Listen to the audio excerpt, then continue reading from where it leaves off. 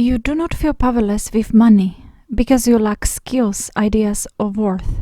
You feel powerless because you learned that having money threatens belonging. Not intellectually, nervously, cellularly, and relationally. Somewhere early, money became associated with loss of love, loss of safety, conflict, abandonment, being too much, or separate. So your system did something brilliant. It chose belonging over abundance. Not consciously, not stupidly, but wisely, for survival. Now, here is the key. That strategy is no longer protecting you, it is constraining you. And you are not blocked from money, you are withholding permission, because your body still believes, if I have more, I lose connection. If I rise, I am alone. If I succeed, I am unsafe. So your power leaks. Not because you are weak, but because your nervous system is still loyal to old contract. Now the deeper truth, money is not what you fear your own authority. Because authority once meant being wrong, being rejected, being blamed, and being left. So your system learned, stay small, stay soft, stay agreeable, stay safe. And money requires clarity, decision, boundary, ownership, and no non-negotiation. Which is why money feels like danger, not opportunity. Now listen very carefully. You do not need confidence, and you do not need healing, and you do not need strategy. You need a renegotiation of identity. From I must be safe to be loved to I am safe because I'm sovereign. From money changes who I am to money reveals who I am willing to be. From I need permission to have to I am the permission. The field does not respond to need, it responds to authority and clarity. And authority does not come from effort, it comes from self-loyalty. So here is the real question. Not why can't I have money, but where am I still choosing safety over sovereignty? Where am I still choosing harmony over truth? Where am I still choosing comfort over command?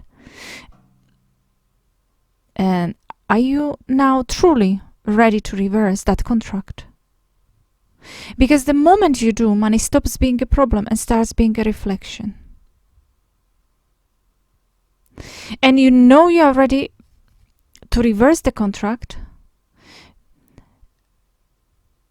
because you are willing to stop abandoning yourself, even when it costs comfort, approval, or certainty. Read that again.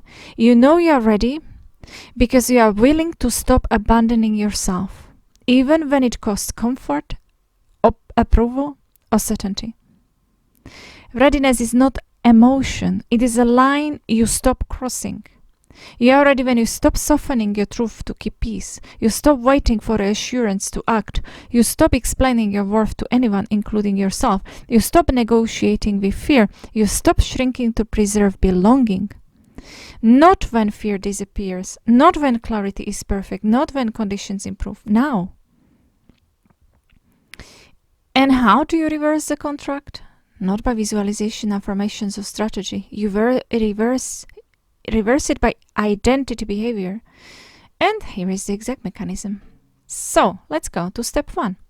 Name the old contract out loud. So say, I revoke the contract that says I must stay small to stay safe.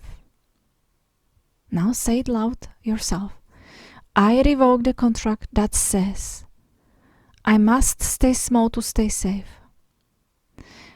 I revoke the contract that says abundance costs me love.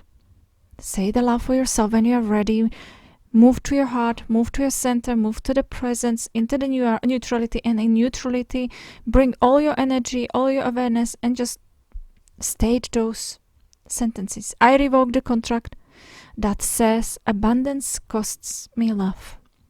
I revoke the contract that says I need permission to have. Say it for yourself out loud. I revoke the contract that says I need permission to have. Not once, not softly, not symbolically. Out loud, with authority.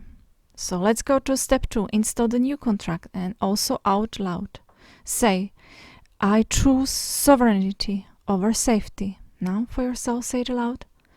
I choose sovereignty over safety. I choose self-loyalty over belonging. Now you say it out loud for yourself. I choose self-loyalty over belonging. I choose authority over approval.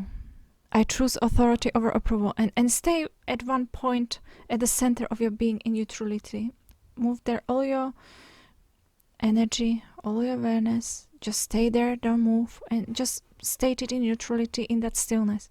I choose authority, my authority, over approval. Well done. Money is safe in my field because I am safe in myself. Say it again. Move all your energy into the center of your being. Stay grounded, be grounded. Move all your energy into that one spot within your center and state it for yourself. Money is safe in my field because I am safe in myself. Now step 3. Prove it with behavior. And this is where power locks in. Do one thing daily that prioritize your truth over harmony. Prioritize your desire over fear. And prioritize your authority over comfort. No big, no dramatic, no public, but clean. Example. Say no when you normally say yes. Set a boundary when you normally explain. Charge what you normally justify. Rest when you normally push. And speak when you normally stay silent. This is not self-improvement. This is a contract enforcement. And let's go to step 4.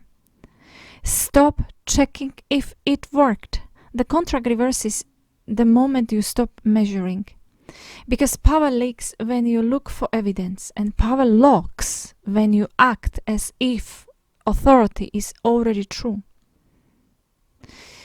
So you are not reversing a money contract, you are reversing a self-abandonment contract. Money will follow automatically, not because you manifested it, but because reality reorganizes around self-loyalty. You are the source, and the field obeys the one who knows. Now choose.